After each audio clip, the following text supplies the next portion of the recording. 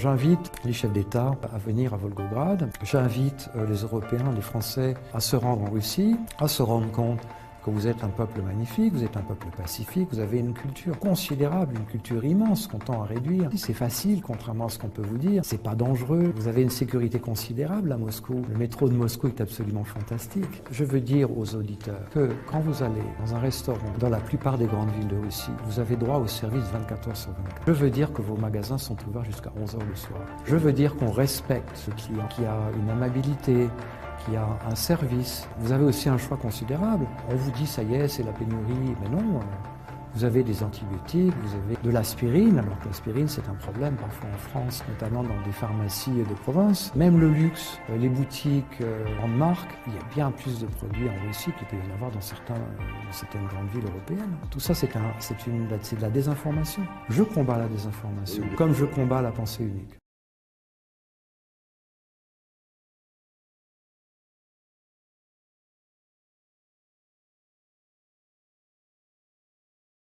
Je pense qu'il faut continuer à discuter. Longtemps, j'ai continué à discuter avec le président Poutine. Je l'ai dit d'ailleurs, si sur des sujets qui permettent la paix, il y a des discussions à reprendre, moi je le ferai. Actuellement, la France, par exemple, n'a jamais acheté autant de gaz russe que maintenant. Pétrole, c'est les Russes. L'uranium traité, c'est les Russes. Le titane pour leurs industries aéronautiques, c'est les Russes. Mais tout vient de Russie, même le blé, ça vient de Russie. Alors, si être proche des Russes condamne quelqu'un, tous ceux qui profitent de ce blé, de ce uranium, de ce pétrole, qu'est-ce qu'on fait?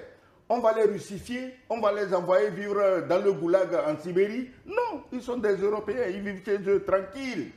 Mais toi, noir, faut pas quand même vouloir avoir les mêmes droits que les blancs, quand même. Faut pas pousser le torchon trop loin. Nathalie Yamba a la naïveté de croire justement à la liberté de presse, à la liberté d'expression, et elle parle.